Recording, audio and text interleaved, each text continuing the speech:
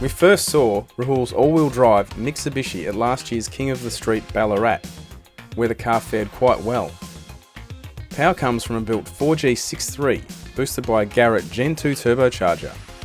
The factory 5-speed gearboxes are not known to cope well at high horsepower in stock form, so the switch has been made to a built 3-speed auto, sourced from a Mitsubishi RVR and backed by a TCE Torque converter.